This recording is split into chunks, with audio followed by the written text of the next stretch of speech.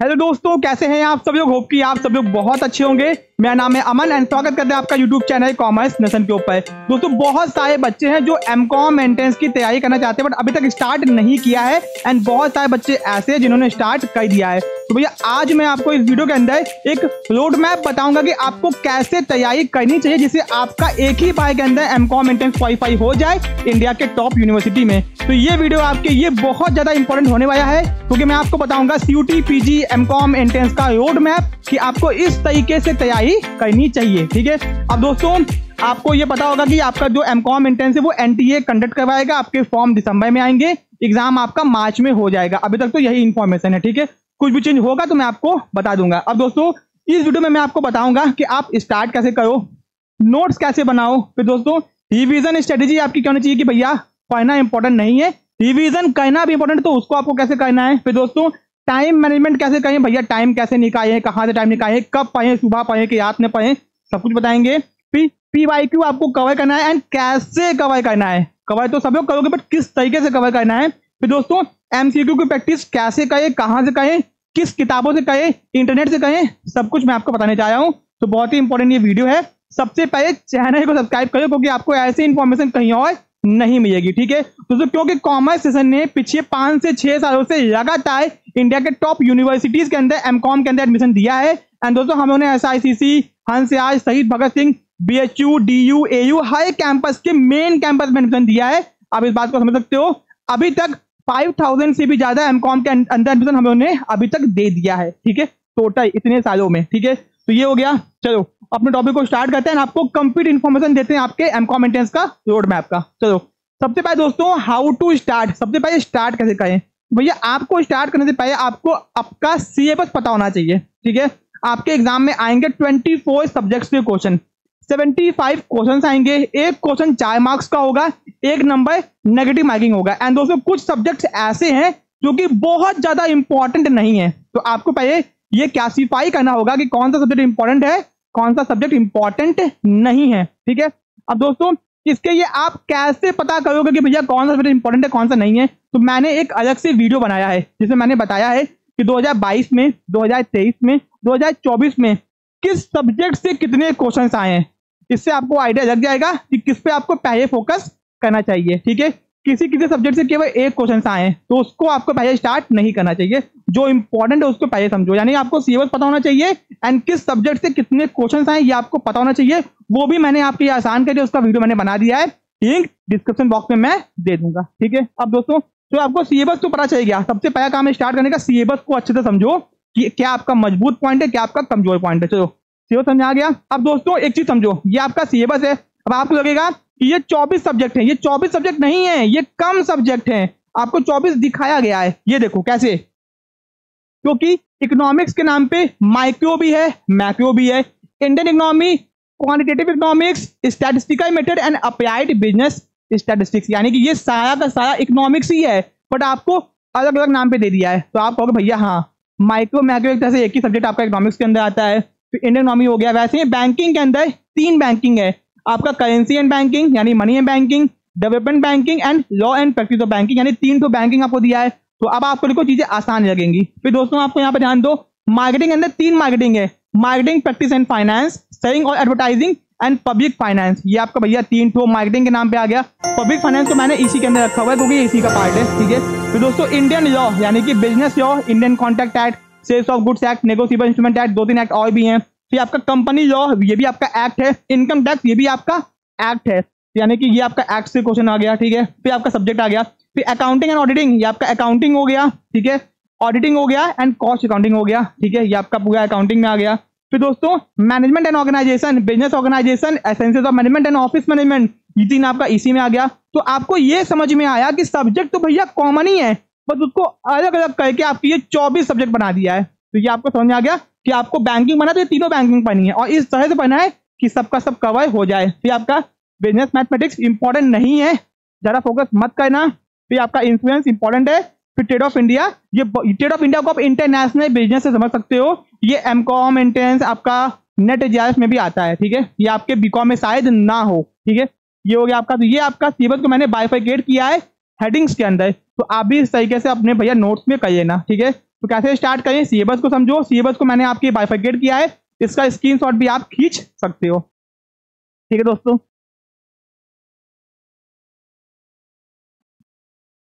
अब दोस्तों हम लोग अपने टॉपिक पे आगे आते हैं। यहाँ पर ध्यान दो कि भैया सबसे अच्छी किताब कौन सी है एमकॉम एंट्रेंस के लिए। Basically notes making. एक बात को समझियो, आपके 24 सब्जेक्ट हैं, जिसका आप 6 महीने के अंदर भी अगर आप नोट बनाना चाहो तो पूरी तरीके से बना नहीं पाओगे, आपको बहुत कुछ स्किप करना पड़ेगा। अब ऐसा तो नहीं है ना कि कॉस्ट अकाउंटिंग एक बुक इतनी मोटी सी है आप उसका पूरा नोट्स बना डालो। देखो नोट्स केवल इंपॉर्टेंट पॉइंट्स के लिए बना पाओगे, कुछ ना कुछ छूट ही जाएगा। तो भैया आपके लिए हम लोग लेके आए हैं तीनों सब्जेक्ट्स की, यानी कि आपका तीनों किताब लेके आए हैं 24 सब्जेक्ट्स की, जिसमें आपके 24 के 24 सब्जेक्ट्स कवर किए गए हैं। ठीक है, एंड जहां पे आप भैया आप अपने घर बैठे बैठे इस किताब को मंगवा भी सकते हो। पूरे इंडिया के अंदर जो भी किताब एमकॉम एंट्रेंस की अवेलेबल है, वहां पे आपको दोस्तों मैं बता दूं कि कंटेंट के नाम पे आपको 10 पेज के अंदर आपका कंटेंट खत्म कर दिया है। 10 पेज में एक सब्जेक्ट आप क्या ही पढ़ोगे आप डिसाइड कर लो। ठीक है, 100 क्वेश्चन दे देगा आपको। ठीक है, आप किसी भी नामी किताब का मंगवा लो, 3-4 किताब मार्केट में है, 3-4 होंगी केवल एमकॉम एंट्रेंस के नाम पे, और उसमें आपको केवल एक सब्जेक्ट 10 पेज में खत्म कर देगा। किसी भी चीज को अच्छा बताने के लिए कंपैरिजन करना बहुत जरूरी है। मैं उन किताबों की बुराई नहीं कर रहा हूं, बस मैं आपको बता रहा हूं कि इस चीज में आपको क्या मिलेगा जिसके लिए मुझे कंपैरिजन करना पड़ा है। वहां पे आपको 10 पेज के अंदर एक सब्जेक्ट खत्म कर दिया गया है, यहाँ पे आपको डिटेल में सब कुछ बताया गया है, एंड यहाँ पे चीजों को हाईलाइट किया गया है, बुलेट पॉइंट डाले गए हैं, डायग्राम बनाया गया है, सब कुछ आपके किया गया है। तो देखो अगर आप यूट्यूब पे किसी का वीडियो देख के एमकॉम एंट्रेंस की तैयारी कर रहे हो तो दिक्कत क्या आएगी, आपको नोट्स बनाना होगा। नोट्स बनाओ, एंड ये पॉसिबल नहीं है कि 6 महीना भी आप पढ़ते हो तो आप 24 सब्जेक्ट्स का नोट्स बना पाओ, पूरा कॉपी में उतार पाओ। तो आपको समझ में आ गया होगा कि आपके पास में एक अच्छी बुक होनी चाहिए एमकॉम एंट्रेंस की, इस तरीके से जिससे कि आपको केवल हाईलाइट करना हो हाईलाइटर से, जिससे आपका टाइम बच जाए। तो ठीक है, ये बुक्स आप हम लोग से मंगवा सकते हो। ठीक है, उसके सीधे आपको कॉल करना होगा। ठीक है, तो जो आपके ये बुक्स का काम भी हो गया, या फिर अगर आप नोट्स बनाते हो, बुक नहीं अफोर्ड कर पाते हो, नोट्स बनाते हो, तो आपको सीक्वेंस वाइज हर सब्जेक्ट का नोट्स बनाना होगा। ठीक है, अपने सिलेबस के अकॉर्डिंग आप सिलेबस देख लो, उसके अकॉर्डिंग आपको हर सब्जेक्ट का नोट्स बनाना होगा। ये बहुत ही इंपॉर्टेंट है। अब देखो पॉसिबल नहीं है तो भी अगर आप बना रहे हो तो ध्यान रखना आपको हर सब्जेक्ट का नोट बनाना होगा, जो इंपॉर्टेंट है उसका तो बनाना ही होगा। ठीक है, चलो ये हो गया। फिर दोस्तों आप आगे आते हैं, यहाँ पे देखते हैं कि नोट मेकिंग अगर बनाते हो तो नोट्स कैसे बनाना चाहिए, जो कि मैंने आपके ये खुद ही इस नोट्स के अंदर बुक्स के अंदर बना के आपको देने वाले हैं। ठीक है, ये आपका इकोनॉमिक्स का, ये आपका बैंकिंग का। देखो बैंकिंग मैंने एक चार्ट बनाया हुआ है, जिस चार्ट में स्टार्टिंग से लेके एंडिंग तक जितने भी बैंक आए हैं, जो भी उनके साथ में हुआ है, सब कुछ मैंने बता दिया। एग्जाम्पल 1770 को बैंक ऑफ हिंदुस्तान आया, 1832 में वो लिक्विडेट हो गया। फिर उसके बाद क्या हुआ, जनरल बैंक ऑफ इंडिया आया 1786 में। फिर बैंक ऑफ कलकत्ता, बॉम्बे, मद्रास आया, जिनको प्रेसिडेंसी बैंक कहा जाता था। तीनों बैंक खत्म होके तीनों बंद हो गए आपस में, और इंपीरियल बैंक ऑफ इंडिया बन गया 1921 में। किसके कहने पे, जेम कीन्स के कहने पे। कहने का मतलब है कि मैंने एक फ्लो चार्ट बनाया स्टार्टिंग से एंडिंग तक, जिससे चीजें आसानी से याद होंगी। तो यही चीज आपको अगर आप नोट्स बनाते हो तो अपने नोट्स में आपको बनानी होगी। ठीक है, एंड दोस्तों यहाँ पर ध्यान दो कि यूटिलिटी क्या होती है, जो भी जिसने भी दिया उसको मैंने हाईलाइट पहले से किया हुआ है। जेरेमी बेंथन ने यूटिलिटी का कंसेप्ट दिया, मैंने हाईलाइट कर दिया, कब उनका जन्म हुआ, कब वो मरे, सब कुछ यहाँ बता दिया। फीचर्स को मैंने देखो यहाँ पे एकदम पॉइंट टू पॉइंट कर दिया। ठीक है, एग्जाम में डायरेक्ट आपसे क्वेश्चन आएगा, तो इस तरीके से आपको नोट्स बनाना है। यूटिलिटी उसका फॉर्मूला, डायग्राम भी देखो यहाँ बताया हुआ है, चार्ट, सब कुछ फॉर्मूला, सब कुछ एकदम सीक्वेंस में है। यानी कि इस तरीके से नोट्स बनाया जाता है, इसको समझियो। ऐसा नहीं कि कुछ भी उठा के कहीं से लिखिए। अब सोचो अगर आप 10 जगह से पढ़ोगे तो 10 तरीके के नोट्स बनेंगे, जो कि आपको बाद में कंफ्यूज करेंगे। इसी एक जगह को पढ़ो, एक जगह से स्टार्ट करना स्टार्ट कर दो। ठीक है, तो नोट्स बनाकर मैंने आपको देखकर बता दिया। आप डायग्राम बना सकते हो, फ्लो चार्ट बना सकते हो। ठीक है, जो कि इन किताबों में यूज किया गया है, चीजों को आसान किया गया आपके लिए। ठीक है, जो नोट्स का भी हो गया। अब दोस्तों यहाँ पे रिवीजन स्ट्रेटेजी, चलो आप कैसे पढ़ाई करोगे। ठीक है, देखो पढ़े तो सब लोग लेता है, बट चीजें आपको याद नहीं होती है। देखो टॉपर वही होता है जो एक ही चीज को बहुत बार पढ़ता है।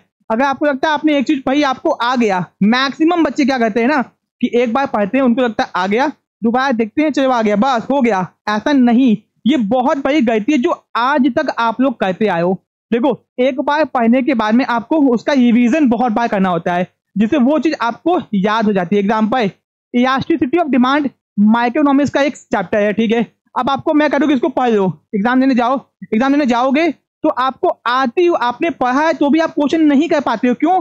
क्योंकि आपने उसका अच्छे से रिवीजन नहीं किया है। ठीक है, तो रिवीजन की स्ट्रेटेजी मैं आपको बताने जा रहा हूँ। इस तरीके से रिवाइज करोगे तो आपको चीजें मैक्सिमम टाइम तक याद रहेंगी। एग्जाम्पल, आपका कोई भी सब्जेक्ट है, मान लो आपके कोई भी सब्जेक्ट है, इकोनॉमिक्स उठाओ, स्टैट्स उठाओ, मैथमेटिक्स उठाओ, तो पहले आप देखोगे उसके अंदर कितने सब्जेक्ट या फिर कितने टॉपिक्स हैं, उन टॉपिक को कैटेगराइज करियो। मानो किसी में 20 होगा, किसी में 25 होगा, किसी में 18 होगा, किसी में 15 होगा, जितने भी हो। एग्जाम्पल के तौर पे मैंने यहाँ पे स्टैट्स के सब्जेक्ट को उठाया है। स्टैट्स के सब्जेक्ट में टोटल 19 चैप्टर्स हैं, जो कि आपको स्टैट्स को पढ़ने की, ये CUET PG का ही है, आपको पढ़ना होगा। ठीक है, ओके, यानी स्टैट्स को अगर आपको पढ़ना है तो 19 चैप्टर्स आपको पढ़ने होंगे। हो सकता हो कि आपके चैप्टर्स ना हो, टॉपिक हो, तो उन टॉपिक्स को डिवाइड कर लो। ठीक है, 10 में, 20 में, 30 में, अपने अकॉर्डिंग डिवाइड कर लो किसी भी सब्जेक्ट को। तो मैंने यहाँ पे स्टैट्स को कर दिया 19 चैप्टर के अंदर। अब आपको क्या करना है, मंडे को 2 से 3 घंटा, अब ये 2 से 3 घंटा आपके पढ़ने के कैपेसिटी पे डिपेंड करता है। ऐसा नहीं कि 2 से 3 घंटा ही पढ़ना। ठीक है, अगर किसी को 4 घंटा लग गया तो भैया 4 घंटा पढ़ना, किसी को 1 घंटा लग गया तो 1 घंटा पढ़ना। आपके कैपेसिटी पे डिपेंड करता है कि आप एक चैप्टर को कितना अच्छे से आराम से समझ सकते हो टाइम देके। ठीक है, तो यहाँ पे मैंने एक एवरेज एक चैप्टर की केवल 2 से 3 घंटा लिखा है। आप इसको 1 घंटा, 2 घंटा, 3 घंटा, 4 घंटा, 5 घंटा भी कर सकते हो एक चैप्टर में, उससे ज्यादा मत करना। ठीक है, तो मंडे को आपने एक चैप्टर पढ़ाएगी, फिर आपने ट्यूसडे को सेकंड चैप्टर पढ़ाएगी, फिर आप टाइमिंग के हिसाब से चैप्टर के लेंथ के हिसाब से आप डिसाइड कर लेना। ठीक है, ये हो गया, यानी मंडे से लेके सैटरडे तक आपने 6 चैप्टर को पढ़ा, 1 2 3 4 5 6 को आपने पढ़ दिया। अब भैया जब संडे आएगा तो संडे को आपको घूमने नहीं जाना है, आपको संडे को उठना है, आराम से सुबह सुबह उठना है, मुंह हाथ धोना है, संडे को सुबह जल्दी उठ जाना है। एंड दोस्तों, संडे को आपको सबके सब चैप्टर रिवाइज करने हैं। ठीक है, फायदा क्या होगा कि कोई चैप्टर आपको आसानी से समझ में आ गया होगा, तो उसमें टाइम आपका कम लगेगा। ठीक है, तो आपको कम से कम, अगर यहाँ पे आपने 2 से 3 घंटा दिया है तो यहाँ पे कम से कम एक चैप्टर पे 1 घंटा तो देना ही है आपको, इस बात को ध्यान रखो। उससे कम नहीं देना है, उससे ज्यादा दे दो।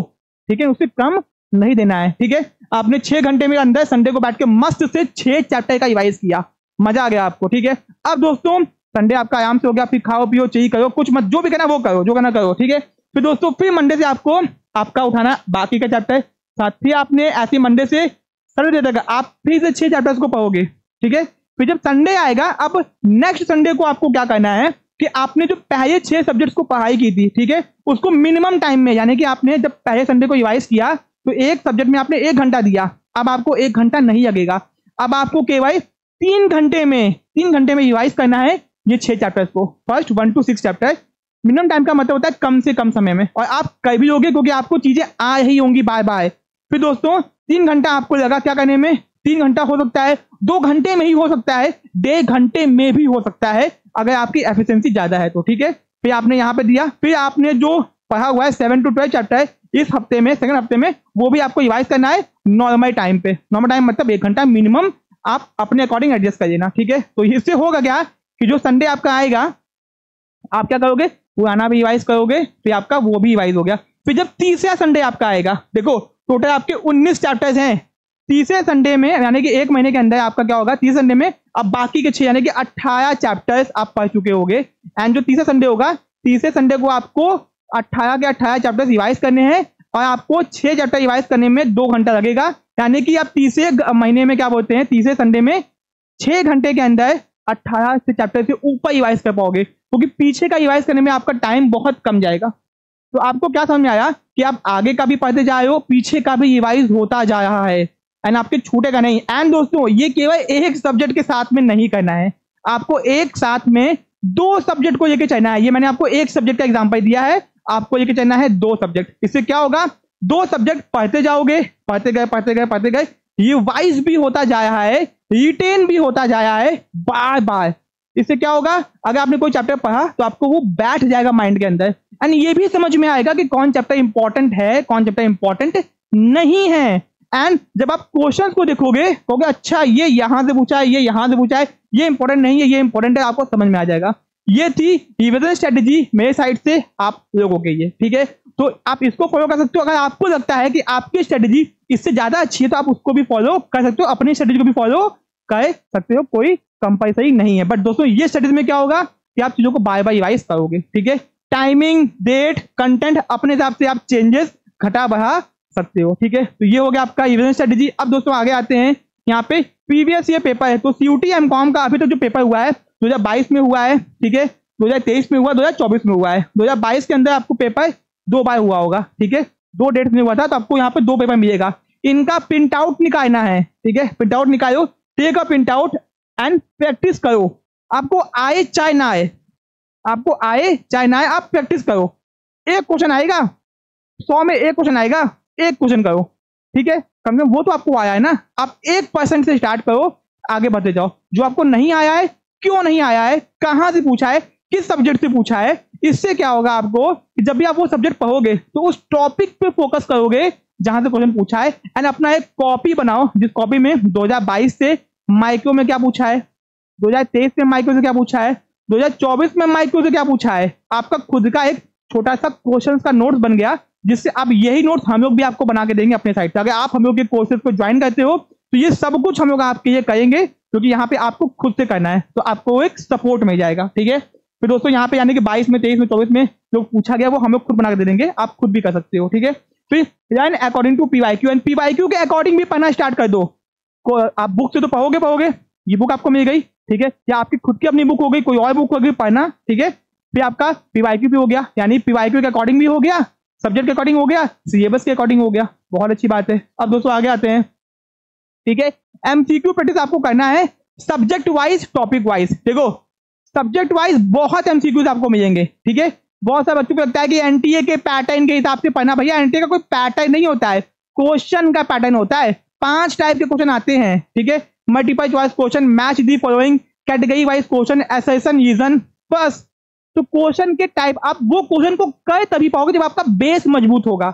बच्चों को लगता है एनटीए का पैटर्न, भैया एनटीए के पैटर्न क्वेश्चन कहीं मिलता भी नहीं है। तो भैया आपको अगर आपका बेस मजबूत है, कौन सा बैंक कब आया पता है, 5 बैंक का पूछा है, मैच दी फॉलोइंग खटाक से करवा दोगे। अब कहोगे एनटीए के पैटर्न का क्वेश्चन ढूंढेंगे, वही करेंगे, तो आपको नहीं मिलेगा, ज्यादा प्रैक्टिस कर भी नहीं पाओगे। तो उससे अच्छा है subject focus, syllabus focus, question focus, topic focus, content focus, PYQ focus. तो क्वेश्चन चाहे किसी भी पैटर्न का आए आप कर सकते हो। हाँ, असर्शन रीजन की प्रैक्टिस करना पड़ेगा आपको अलग से, ठीक है, ये हो गया। फिर दोस्तों टॉपिक वाइज आपको एमसीक्यू मिलेंगे, सपोज यूटीटी का मिल गया आपको क्वेश्चन, कहीं से प्रैक्टिस कराओ। इंटरनेट पे बहुत अच्छी अच्छी वेबसाइट्स भी है जहाँ पे बहुत सारे क्वेश्चन हैं, एमसीक्यू मेट हो गया, ठीक है, वो एक अच्छी वेबसाइट है, वहां से कर सकते हो। तो बुक्स के क्वेश्चन को प्रैक्टिस करो यूट्यूब पे, एंड एमसीक्यू पे कुछ क्वेश्चन गलत भी होते हैं, ठीक है। तो ये आपका हो गया एमसीक्यू प्रैक्टिस का, ठीक है। फिर दोस्तों अब क्या है कि अब आपको तैयारी कैसे करोगे, तो हम लोग आपके ये क्या है बहुत ही बेहतरीन कोर्स, जहाँ पे ये तीनों किताब हम लोग आपके घर तक पहुंचाएंगे, ऑल इंडिया डिलीवरी। आपको घर बैठे बैठे आप एमकॉम एंट्रेंस की तैयारी करोगे, जितनी चीजें मैंने आपको बताई हैं सब कुछ आपको मिलेगा इस कोर्स के अंदर, ठीक है। ये तीनों किताब भी आपके यहाँ पे आ जाएगी, एंड इसमें 24 के 24 सब्जेक्ट कवर्ड है, ठीक है। आपको एमसीक्यू कैसे प्रैक्टिस करना है सब कुछ हम लोग आपको प्रोवाइड करेंगे, एंड हम लोग अपने कोर्स के अंदर आपको रिविजन स्ट्रेटेजी बना के देंगे, साथ में एमसीक्यू प्रैक्टिस की ये पीडीएफ आपको देंगे, नोट्स आपको हाईलाइट किया हुआ पहले से देंगे। तो आपका टाइम बच गया ना, जब आप टाइम लगाए तो पूरा। अब आप क्या करोगे, हम लोग के साथ में पढ़ाई करोगे तो नोट बनाने का टाइम नहीं जाएगा, और कितना टाइम बच गया ना आपका, केवल नोट बनाने में 3 से 4 घंटे नोट बनाने में जाएंगे, वो हमने आपका बचा दिया, ठीक है। फिर दोस्तों आपको हम लोग के कोर्स के अंदर लाइव एंड रिकॉर्डेड वीडियोस मिलेंगे। लाइव वीडियोस आपको इंपॉर्टेंट टॉपिक्स के मिलेंगे, एंड आपको रिकॉर्डेड वीडियोस मिलेंगे हर सब्जेक्ट्स के, 24 books at your home. In this course I included all over the India. India में चाहे किसी भी कोने में आपको ये किताब आपके घर तक आ जाएगी, ठीक है। टॉपिक वाइज आपको एमसीक्यू प्रैक्टिस कराएंगे, टॉपिक वाइज हर एक टॉपिक का, साथ में टेस्ट सीरीज आपको मिलेगी, एग्जाम पैटर्न के हिसाब से भी मिलेगी, हम लोग के हिसाब से भी मिलेगी, साथ में प्रीवियस ईयर पेपर करवाएंगे सॉल्व, आपको बताएंगे विद एक्सप्लेनेशन, एक एक चीज को एक्सप्लेन करते हुए, टॉपिक वाइज माइक्रो से कितना आया है, मैक्रो से कितना आया है, सब कुछ इसके साथ में पूरी सपोर्ट चाहिए। जब तक आपको हम लोग की जरूरत है, आपको एजुकेशन रिलेटेड कोई भी दिक्कत समस्या आपकी पूरी हम लोग हेल्प करेंगे, आपका एग्जाम के बाद में भी, ठीक है। अब दोस्तों ये सब कुछ आपको मिल जाए स्पेशल प्राइस के तहत, ठीक है। ये किताब आपके 1800 पेज की है, ठीक है, 24 किताबें हैं, उसका बंडल्ड है, तो 1800 पेज किताब आपको दी जाए आपके घर तक, ठीक है। ये सब कुछ आपको मिलेगा, केवल आप यहाँ पे आप प्राइस देख सकते हो। कोर्सेज को ज्वाइन करने के लिए हम लोग के नंबर पे कांटेक्ट कीजिए, कुछ पूछना है, कुछ जानना है, कुछ समस्या, कुछ भी डाउट है, कॉल करके बात कर सकते हैं। किसी भी नोट्स के, वीडियोस के, डेमो के लिए हम लोग से कांटेक्ट भी कर सकते हैं, आपको बुक्स का डेमो मिल जाएगा, वीडियोस का डेमो मिल जाएगा। एंड दोस्तों मैं आपको बता दूं, इंडिया के टॉप यूनिवर्सिटीज के अंदर हम लोग ने पिछले 5 सालों में 5000 से भी ज्यादा एमकॉम में केवल एडमिशन दिया है। आप समझ सकते हो, चाहे वो डीयू हो, डीयू का एसआईसीसी हो, शहीद भगत सिंह हो, हंसराज हो, रामजस हो, बीएचयू का मेन कैंपस हो, डीएवी हो, एएमपीजी हो, इलाहाबाद यूनिवर्सिटी हो, BBAU हो, कोई भी कैंपस हो, वहां पे हमने एमकॉम एडमिशन दिया है टॉप यूनिवर्सिटीज में। ठीक है, इसे हम लोग आपको एमकॉम के बारे में इतना डिटेल में बता पा रहे हैं। ठीक है, तो दोस्तों बहुत ही काम का वीडियो अपने फ्रेंड्स में शेयर करना मत भूलना, बहुत ही काम आपको आएगा आपके एग्जाम की प्रिपरेशन में। ठीक है, कोर्स को ज्वाइन करने की हम लोग की ऐप को डाउनलोड करना ना भूलें। मिलते हैं ऐसी वीडियो में। Thank you so much.